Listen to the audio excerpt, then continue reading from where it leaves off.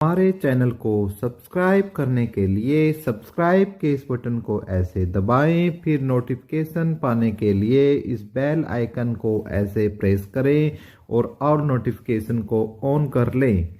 धन्यवाद। वेलकम साथियों, epic education channel आपके अपने प्यारे यूट्यूब चैनल पर मैं आपका सबका हार्दिक अभिनंदन करता हूं। एक तो दोस्तों आपसे ये बात करनी है, थोड़ा आज गले में खराबी है इसलिए आवाज़ धीरे ही बोल पाऊंगा, लेकिन कुछ अपडेट आपको मैंने देनी थी, वो बहुत ज़रूरी है। एक तो मैंने वीडियो अपलोड किया है दोस्तों, एक वीडियो अपलोड किया है अभी थोड़ी देर पहले, जिसमें मैंने आपके हरियाणा स्टाफ सिलेक्शन कमीशन के द्वारा जो रिपोर्ट फाइल की गई है, ठीक है, रिपोर्ट फाइल की गई है, उसको मैंने अपनी आसान और हिंदी भाषा में उसको आसान व हिंदी भाषा में उसको एक्सप्लेन किया है मैंने कि एचएसएससी ने किन किन पॉइंटों पर जो केस है सभी पॉइंटों पर अपना क्या रिपोर्ट और अपने क्या दावे पेश किए हैं। और उस वीडियो को ज़रूर देख लो दोस्तों। जैसे ही आप वो वीडियो देख लोगे, जैसे ही आप वो वीडियो देखोगे, ये अपने आप समझ में आ जाएगी। और उस वीडियो का लिंक मैं आपको डिस्क्रिप्शन में डाल दूंगा। इसका डिस्क्रिप्शन में स्टार्टिंग में ही जैसे ही डिस्क्रिप्शन में आपको इस वीडियो का टाइटल मिलेगा और इसके नीचे वो वीडियो का लिंक मिलेगा, ठीक है। इस तरीके से भी आप देख सकते हो। दूसरा, आप हमारे चैनल पर जाकर एपिक एजुकेशन पर जाकर उसमें देख लोगे, पहले ही वीडियो है और वीडियो का जो टाइटल भी यही है कि भाई एचएसएससी ने अपनी फुल तैयारी कर ली है। 19 मार्च को एचएसएससी की फुल तैयारी के नाम से आप उसका जो थंबनेल है वो देख सकते हो। तो अब आते हैं हम अपनी आज की जो अपडेट पर कि भाई अपडेट क्या क्या आ रही है। तो मैं सबसे पहले बता दूं आपको टीजीटी के बारे में, आपको लास्ट में अपडेट दूंगा। जो अपडेट वहां से हमारे साथियों द्वारा मुझे अभी अभी भेजी गई है, तो मैं उसको लास्ट में करूंगा। उससे पहले हम देख लेते हैं पंजाब और हरियाणा हाई कोर्ट अपडेट। तो जो मैंने वीडियो देखी है वो देख लोगे तो ये चीज़ें आपको समझ में आ जाना बहुत ही आसान हो जाएगा, ठीक है। पंजाब और हरियाणा हाई कोर्ट में यदि भाई ग्रुप 56-57 की बात करते हैं, सबसे पहले ग्रुप आपका कौन से ग्रुप है, 56 और 57 है, ठीक है। आपने पता है इस पर बहुत सारे केस लगे हुए हैं। तो सबसे जो महत्वपूर्ण है कि किस तरीके से 56 और 57 को बचाया जा सकता है।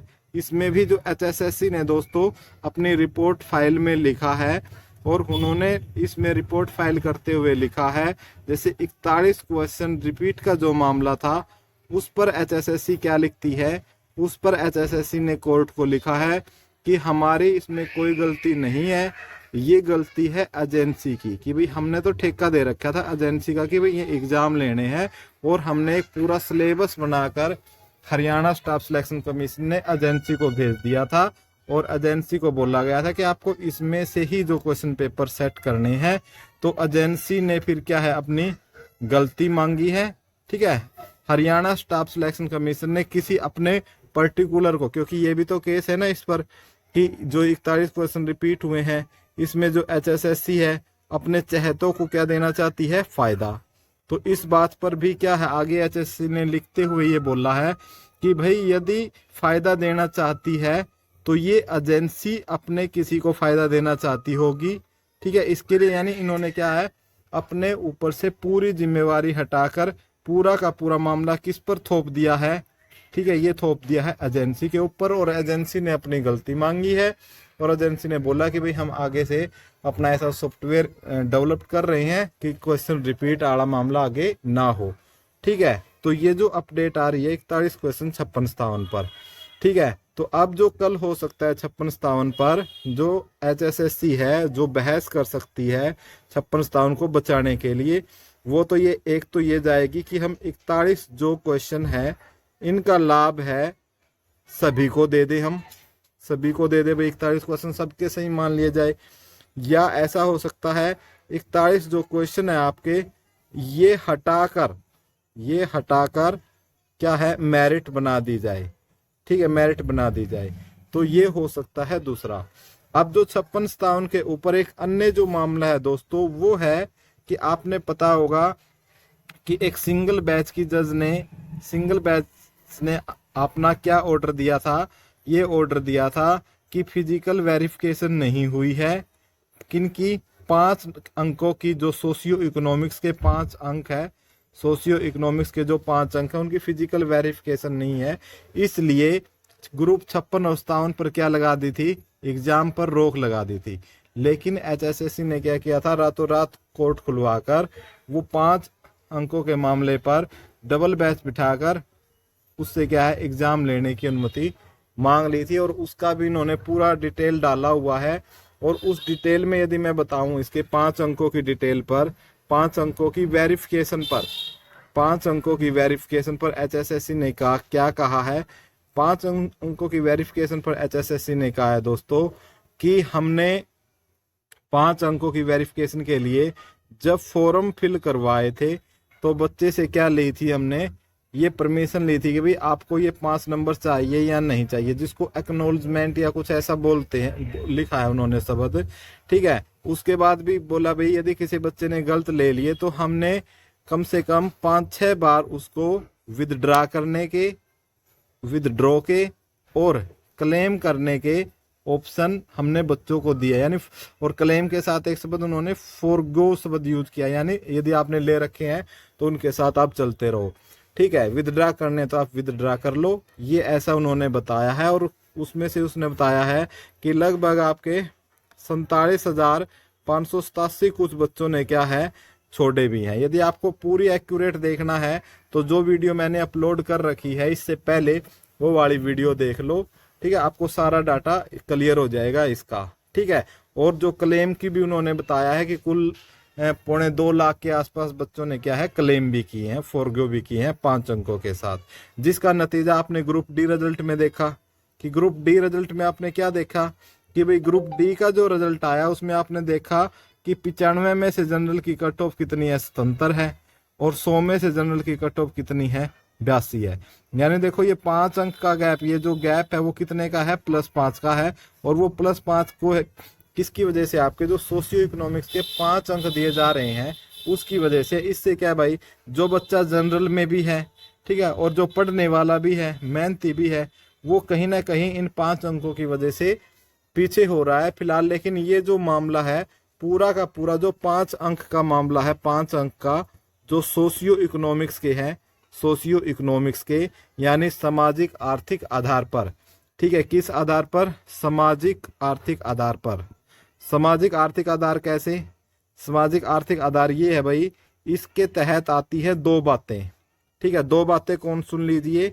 नो जॉब, एक तो नो जॉब, नो जॉब का मतलब घर में कोई जॉब नहीं है। दूसरा आपकी PPP में जो इनकम है वो 1,80,000 से आपकी क्या होनी चाहिए, कम, ठीक है। तो जो ये PPP में ही बच्चों ने क्या है, इसी को लेकर क्या मुद्दा उठाया है, क्योंकि पिछले साल की यदि हम बात करें, पिछले साल की ही ताजा मामला मैं बताता हूं, इस पर आपकी 1 करोड़ शिकायतें आई हैं कि इसमें हमारा किसी का नाम गलत है, किसी की इनकम गलत है। तो इनकम से रिलेटेड आपकी 99,000 प्लस शिकायतें किसकी आई है, इनकम से लेकर आई है। तो आप ये अंदाजा लगा सकते हो कि किस प्रकार से डाटा PPP में गलत हो सकता है, और उसी के हिसाब से वेरीफाई भी किया है। हरियाणा स्टाफ सिलेक्शन बोलता है कि भाई हमने इसके लिए क्या किया है कि हमने एक्नॉलेज है, और हम क्या है, इसकी जांच जो रिटन या स्किल टेस्ट है, आपका रिटन टेस्ट या स्किल टेस्ट है, उसके होने के बाद भी कर सकते हैं, और फाइनल ज्वाइनिंग के समय भी कर सकते हैं। और फाइनल ज्वाइनिंग के इन्होंने क्या बात बोला है कि यदि बेशक आपने ज्वाइनिंग भी कर ली हो, ठीक है, उसके बाद में भी आपकी क्या है, इन चीज की यदि शिकायत आती है या HSSC चाहता है तो आपको हरियाणा स्टाफ सिलेक्शन कमीशन के पास ये फाइनल अधिकार रहेगा कि आपको अपने जो आपने एप्लीकेशन फॉर्म फिल किया था उसके साथ, जो आपका रिजल्ट आया था उसके साथ, आपके आधार कार्ड के साथ, ठीक है, अपनी फैमिली ID के साथ आपको कभी भी ऑफिस में बुलाया जा सकता है, या हम अपने लेवल पर इस चीज की चेक कर सकते हैं। यदि आप गलत पाए जाते हैं तो आपको आजीवन बैन लग सकता है हरियाणा स्टाफ सिलेक्शन कमीशन का एग्जाम देने पर। ऐसा हरियाणा स्टाफ सिलेक्शन कमीशन ने लिखित तौर से कोर्ट के सामने भी ये पेश किया है। और उसके लिए मैं बार बार बोल रहा हूं, इससे पहले वाली वीडियो आपको समझने के लिए बहुत ज्यादा है जरूरी देखना, ठीक है। तो ये 5 अंकों के बारे में भी और ग्रुप 56-57 के बारे में भी क्लियर है। कल सब कुछ है, कल तक का वेट करते हैं, ठीक है। उसके बाद पंजाब हाई कोर्ट की जो अपडेट मैंने आपको बताई दी है, टीजीटी भी कहीं ना कहीं उन्हीं के साथ है। और ज़्यादा यदि आपको डिटेल में समझना है कि हरियाणा स्टाफ सिलेक्शन कमीशन ने अपनी जो रिपोर्ट फाइल किया उसमें क्या क्या, बिल्कुल देसी भाषा मैंने समझाया है, इससे पहले वाली वीडियो में देख लो।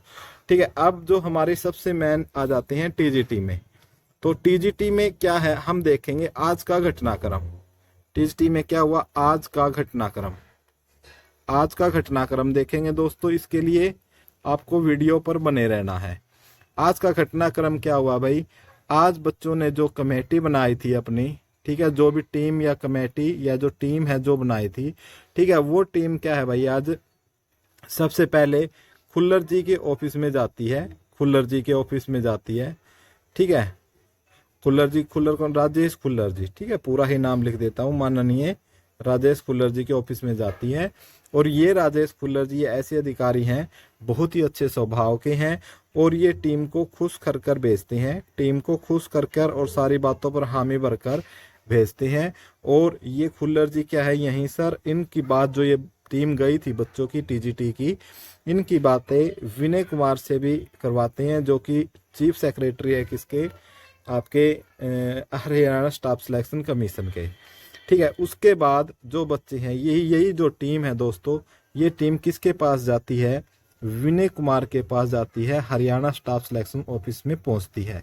यहाँ विनय कुमार जी इनको नहीं मिलते हैं, क्योंकि सुनने में आया है कि एक बड़ी हाई लेवल की जो मीटिंग है हरियाणा स्टाफ सिलेक्शन कमीशन में चल रही है। मैं दूसरे पेन से लिख देता हूँ, क्योंकि बड़े लेवल पे, क्योंकि बहुत से मंत्री या जो एमएलए हैं वो भी आए हुए थे एचएससी में, और इसके पूर्व चेयरमैन है जिन्होंने अभी अभी इस्तीफा दिया है, भोपाल सिंह खत्री जी, वो भी पहुंचे हुए थे।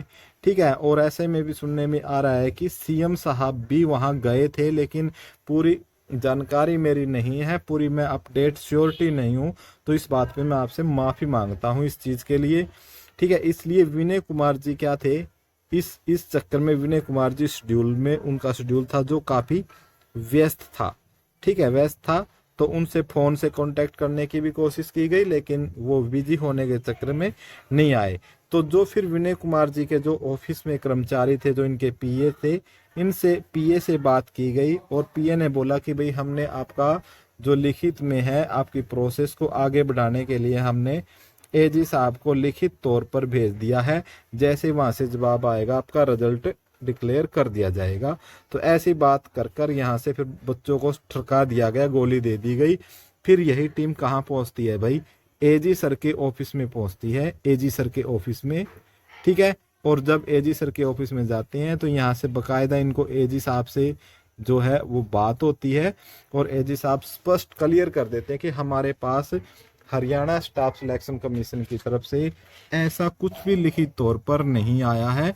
और वहीं पर बच्चे फिर श्रुति जैन जी से मिलते हैं, और वो भी बोलते हैं भाई ऐसा नहीं आया है।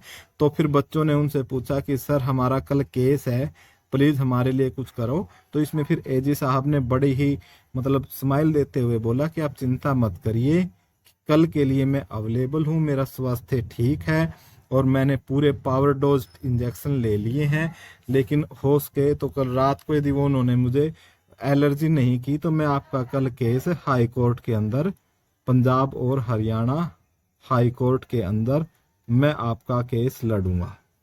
ठीक है। और उम्मीद करूंगा कि आपकी जो भर्ती है मैं उसको अच्छे तरीके से फ्री करवा सकूं, और जो है हरियाणा स्टाफ सिलेक्शन कमीशन को इसमें क्या करवा सकूं, विजय करवा सकूं, ताकि जो भी आपके टीजीटी का रिजल्ट है या आपका 56-57 का रिजल्ट है वो जल्दी से जल्दी संभव हो सके। ठीक है। ऐसी बात वहां से देखने को मिली। और जैसा कि पता है दोस्तों, ग्रुप डी वाले भाइयों का जिनका कॉमन कैडर का था दोस्तों, कॉमन कैडर जिनको मिला था, तो उस पर भी क्या है काम स्टार्ट हो गया है। बहुत ही जल्दी एक लिस्ट आपको मिल सकती है, जिसमें आपकी जो ज्वाइनिंग है, ज्वाइनिंग से संबंधित है, ज्वाइनिंग तो आपकी हो ही चुकी है, साथ में आपको जो पोस्ट है जो आपकी किस पोस्ट पर आपका सिलेक्शन होगा और किस विभाग में आपका सिलेक्शन होगा, उसकी भी बहुत जल्दी आपको क्या मिल सकती है, एक जो नई लिस्ट है वो कभी भी जारी हो सकती है। ऐसे कुछ अपडेट जो इनपुट्स हमारे पास आ रहे हैं, हमने आपके साथ साझा किया है, लेकिन दोस्तों हम इस पर 100% श्योरिटी नहीं कह सकते कि ये कब तक जारी होगी, ठीक है। लेकिन ऐसा आया कि इस पे काम चला है और सीरियसली सरकार ने इसको लिया है, और बहुत ही जल्दी जो नेक्स्ट जो लिस्ट है सरकार चाहती है कि कल 19 मार्च को जैसे ही कोर्ट केस हो, यदि सरकार जीतती है, क्योंकि ग्रुप डी में क्या है दोस्तों, मैं एक बार थोड़ा सा एक्सप्लेन कर देता हूं आपको रेड पेन से, कि दोस्तों ग्रुप डी पर क्या है, कोई और ज्यादा केस नहीं है। ग्रुप डी पर आपका 5 अंकों को लेकर है, क्योंकि इसमें आपका 2 मेरिट लिस्ट आपको देखने को मिली थी, 95 में से और 100 में से। यदि 5 अंक पर कल कोर्ट फाइनल डिसीजन दे देती है, फाइनल समझिएगा बात को, फाइनल डिसीजन दे देती है कल कोर्ट, तो फिर क्या होगा दोस्तों, मैं अगले पेज पर समझाता हूं। यदि फाइनल डिसीजन दे देती है आपकी, तो जो 2 कट ऑफ दी थी, 2 में से 1 आपकी जारी रह सकती है। ये निर्भर कर सकता है आपका फाइनल डिसीजन पर। अब आप बोलोगे कि सर फाइनल डिसीजन पर कैसे, कि यदि मान लिया पंजाब और हरियाणा हाई कोर्ट ये बोल दे कि 5 अंक जारी रहेंगे, तो फिर जो आपकी जो लिस्ट है वो 95 वाली निरस्त कर दी जाएगी हरियाणा स्टाफ सिलेक्शन कमीशन के द्वारा, और 100 वाली लिस्ट है वो ले ली जाएगी, और उसके फिर जो नीचे बच्चे होंगे उनको लेकर 2667 बच्चों का जो रिजल्ट है फिर वो घोषित कर दिया जाएगा, ठीक है, वो घोषित कर दिया जाएगा। बात को समझ लिए। यदि हाई कोर्ट ये कहता है कि 5 अंक अवैध है, इनवैलिड है, ठीक है, इनको खत्म करो, यदि ये खत्म हो जाते हैं, तो फिर जो कट ऑफ है दोस्तों आपकी कौन सी चलेगी, आपकी फिर कट ऑफ चलेगी आपकी 95 अंकों में से, ठीक है। फिर ये जो 100 अंकों वाली नहीं चलेंगी, और उसके बाद फिर वही जो 2667 बच्चे बचे हुए थे उनका रिजल्ट 95 के हिसाब में से निकाल दिया जाएगा, यानी जो 95 वाली कट ऑफ है उसको देखकर रिजल्ट निकाल दिया जाएगा। फिर ऐसे इफेक्ट पड़ेगा, जैसे जनरल की कट ऑफ कितनी गई है, 76.77 गई है, तो फिर यदि किसी बच्चे का देखो, यदि 100 में से बताता हूं मैं पहले, किसी बच्चे के कितने नंबर है, या 2 हम कैटेगरी ले लेते हैं, पेन में ले लेता हूं वाइट, किसी के नंबर है 76.75, एक बच्चा इधर भी है 76.75, ठीक है। अब इसमें क्या होगा दोस्तों, इसमें क्या होगा, इस बच्चे को 5 अंक मिल रहे हैं, तो इसके नंबर कितने हो जाएंगे, 81.75 हो जाएंगे। यानी एक्सप्लेन कर रहा हूं मैं, सिर्फ आपको समझा रहा हूं। तो इस बच्चे का क्या हो जाएगा, सिलेक्शन हो जाएगा। अब इसको नहीं मिल रहे तो इसका सिलेक्शन नहीं होगा, ठीक है। फिर दूसरी कंडीशन ये बनेगी, यदि 5 अंक सस्पेंड हो गए, ठीक है, 5 अंक सस्पेंड हो गए, तो फिर क्या है, यदि कट ऑफ क्या है, यदि यहाँ पर आपको पता है कि यहाँ तो कट ऑफ कितनी गई है, 82 गई है, और यहाँ आपकी कितनी गई है, आपकी 76 पॉइंट समथिंग गई है, तो फिर क्या होगा, इसको 5 अंक नहीं मिलेंगे, तो ये क्या है, उस कट ऑफ से क्या जाएगा, नीचे चला जाएगा, ठीक है। यदि मैं कट ऑफ यहाँ के हिसाब से मैं आपको इस चीज को समझा रहा हूं, तो मान लिया फिर जो 5 अंक वाले क्या है, तो उससे पहले जो मान लिया ऐसा बच्चा है जिसके 76 है, तो इसके तो 75 है, इसके 76 है, तो फिर इस वाले बच्चे का क्या हो जाएगा, सिलेक्शन हो जाएगा, ठीक है। ज्यादा वीडियो लंबी नहीं करते हैं, यहीं तक हम वीडियो को विराम देते हैं, ठीक है। फिर यदि डिटेल में समझना है तो कमेंट कर दीजिएगा, मैं आपको डिटेल में समझाकर सिर्फ इस पे एक वीडियो बनाकर अपलोड कर दूंगा। वीडियो देखने के लिए आपका कोटि कोटि धन्यवाद।